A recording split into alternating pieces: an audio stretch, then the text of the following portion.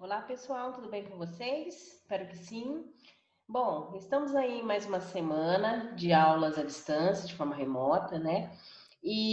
Bom, a aula desta semana nós estaremos trabalhando ainda na oficina Cidadania, Arte e Cultura. E o dia de hoje, esta semana especificamente, nós vamos falar sobre arte e educação, parte um. E aí, na semana que vem, que é a última semana desse mês, nós vamos ver a parte 2 da arte e educação. Depois, no próximo mês, nós estaremos iniciando uma outra oficina, ok? Vou estar abrindo aqui o slide para vocês estarem acompanhando a aula. Bom, então o título dessa semana é Oficina de Cidadania, Arte e Cultura, Arte e Educação, parte um. Bom, pessoal, é o seguinte, a proposta então desta aula é resgatar os valores culturais através da arte e educação, incentivar o gosto pela arte e cultura brasileira, promovendo atividades de cultura popular. Então, essa aula especificamente, parte um, nós vamos estar mais vendo sobre a miscigenação do povo brasileiro, né, da nossa nação, e na próxima aula nós vamos estar mais aprofundando sobre a cultura popular. Bom, para que arte e educação? Qual é o objetivo dessa aula? Conhecer e perceber a diversidade cultural brasileira e desenvolver o respeito pelas diferenças culturais. Aqui nessa imagem que eu coloquei aqui ao lado, dá para vocês terem uma noção, né, da variedade de cultura que nós temos dentro do nosso país. É uma grande variedade de cultura, né? Bom, formação étnica da população do Brasil. O Brasil, ele é o quinto maior país do mundo em território e ele é o sexto maior em população do planeta. E nós somos caracterizados pela grande miscigenação, ou seja, pela mistura racial. Quando os portugueses então chegaram aqui em nossa terra, encontraram uma população nativa, formada por grupos indígenas, e com a colonização houve maior necessidade de um trabalho, né, de trabalho, mão de obra, e para isso eles tomaram uma decisão bem cruel, que foi trazer à força sequestrados de sua terra de origem milhares de africanos. Então já iniciou aí, né, os portugueses, ali Portugal, veio em uma terra em que já havia habitantes que eram os nativos indígenas, e ali bem no início da colonização, devido à maior necessidade de mão de obra, né, eles trouxeram a obra escrava ali da África, né? Então já houve uma certa miscigenação já de início. Então lá no final do século XIX, imigrantes italianos e alemães vieram trabalhar na produção de café e nas indústrias que estavam surgindo aí na região sul e sudeste. Então foram ainda mais miscigenando, né? Tendo em vista essa diversidade de raça, culturas e etnias, o resultado só poderia ser uma miscigenação, na qual promoveu uma grande riqueza cultural. Aqui, nessa imagem que vocês verem ao lado, tem fotos antigas, né, de pessoas ali da época, né, do início da colonização, para a gente ver como que a mistura ela se formou. Porque se a gente for ver ali nos traços nossos hoje, atuais, não dá para perceber a mistura, né? Mas ali vendo na época, nessas fotos ali do início, dá para a gente perceber sim os traços europeus, africanos, indígenas, né? Na população brasileira. Os três elementos étnicos formadores do povo brasileiro. Então, nós temos três elementos étnicos que formaram a nossa raça: branco, de origem europeia. Então, nós temos os brancos de origem europeia, que são portugueses, imigrantes alemães, italianos, poloneses, espanhóis e etc., que vieram ali no final do século XIX, né, por conta das indústrias.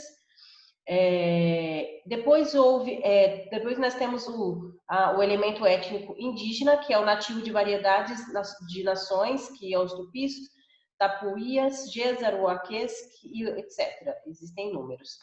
E o preto, que são trazidos como escravos do continente africano ao longo dos séculos. Então, os dois principais grupos étnicos são os bantus e os sudaneses. Então, aqui nessa imagem do lado, dá para a gente ver também como se forma essa mistura, né? Aqui, a mistura do europeu com o indígena, nós chamamos de mameluco. A mistura do preto e do europeu, mulato. E a mistura do preto e o indígena é o cafuso. Então, nós aí misturamos as diversas raças, né? Mas existem, lógico, existe o pardo, tal, né? Tem outros tipos de elementos, mas os três principais é o branco, indígena e preto, ok? Multiculturalismo e aculturação. O que é isso, né? Primeiramente, quando houve essa miscigenação em nossa nação, foi se quebrando o laço cultural, podemos dizer, de algumas raças aqui no Brasil. Aqui a gente mais conhece são os indígenas, né? Mas, por exemplo, os africanos que saíram da terra deles, eles também tinham uma cultura lá que trouxeram de lá para nós e que, de certa forma, eles foram deixando de lado por conta da multiculturalismo. Bom, da aculturação. O que é o multiculturalismo? É a integração de outras culturas sem afetar a identidade do seu próprio país. E a aculturação já é a difusão de uma cultura a outra, perdendo a identidade e formando uma única cultura. Exemplo, a aculturação do índio na cultura do homem branco. Vocês veem aqui, na imagem preta e branca, é uma das primeiras imagens aí que a gente tem de indígenas bem antigos, né? E ali vocês veem, né, como que era a forma ali, eles não tinham vestimenta, né? E aqui você vê um europeu ali distribuindo vestimentas para ele. Hoje, se a gente for em aldeias aí, indígenas, as poucas que existem, vocês vão ver que os índios eles já não têm mais aquela cultura lá ancestral deles, né? Já tem as roupas já típicas do Brasil. Então, isso se chama aculturação, né? Foi se perdendo a cultura ali deles, né? Por conta dessa mistura, né? De raças. Conclusão.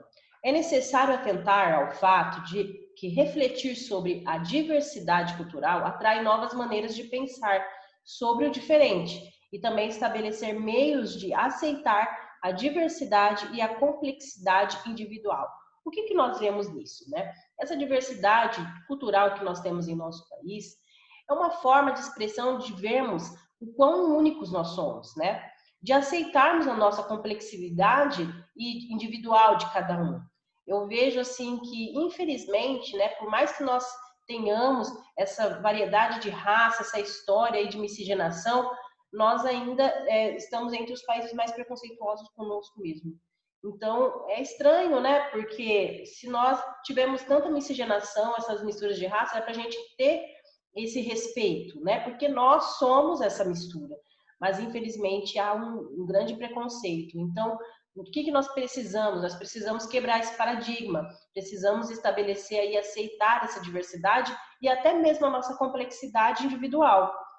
É interessante que eu vi um vídeo há um tempo atrás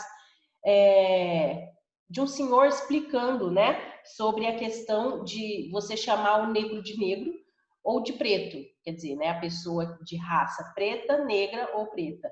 E aí, às vezes, a gente acaba colocando alguns conceitos nas nossas palavras que, se você for ver ali de como que ela surgiu, é um surgimento preconceituoso. Nem o fato de a gente chamar o preto de negro, até eu tô aprendendo isso, é errado, porque a palavra negra, ela remete a algo ruim, né? Feitiçaria negra, magia negra. Então, isso remete a algo ruim. Então, nós precisamos resgatar até mesmo em nossa língua uma forma de falar sem preconceitos. Porque, infelizmente, isso vai passando tanto em geração em geração, que às vezes acaba sendo comum, né? Essa forma de falar. E a gente precisa se autoavaliar e ver se de fato é. Então, isso é algo que eu venho aprendendo. Eu mesmo, né, quando você fala de negro e de preto, eu não, na minha mente, o negro, quando você chamava de negro, para mim não tinha esse peso de preconceito. Mas se você for ver na raiz, se você chamar a pessoa de negra, é preconceito. Então, você tem que chamar de preto. Lógico que você tem que explicar, de repente, se você for conversar com uma pessoa e acabar soltando essa palavra, de repente eu mesmo não me sinto ofendida. A pessoa chamar de negra, ou chamar de preta, ou às vezes a pessoa fala, mas você não é negra, preta, é parda. Indiferente, se a pessoa quer chamar desse jeito, agora você precisa saber como que a pessoa quer ser chamada, porque tem pessoas que gostariam de ser classificada de maneira X, né? Então precisa ter esse olhar. Bom, gente, a atividade sobre essa aula é a seguinte: pesquise e identifique elementos que ainda estão presentes atualmente em nossa herança cultural de povos que se miscigenaram no Brasil, como, por exemplo, os africanos, portugueses, nativos indígenas, entre outros, e preencha a tabela a seguir. Eu fiz um exemplo aqui, tá? Então, vocês vão ver a tabela lá, que eu vou passar para vocês, né? No Word, né, em branco essa tabela, mas aqui está o meu exemplo, para vocês terem uma noção do que vai ser feito. Então, vai estar lá na tabela povo, elemento e herança cultural. Então, por exemplo, eu coloquei ali um povo, portugueses. Qual foi um elemento que ainda existe aqui na nossa cultura atual que veio dos portugueses? A língua e a religião. E qual que é a herança que eles deixaram, então? A maior herança cultural do povo português foi a língua portuguesa, que é o nosso idioma, né? Por mais que tenha, assim, não é totalmente igual o idioma deles, né? Nós somos o português brasileiro do Brasil, né? E eles são o português de Portugal.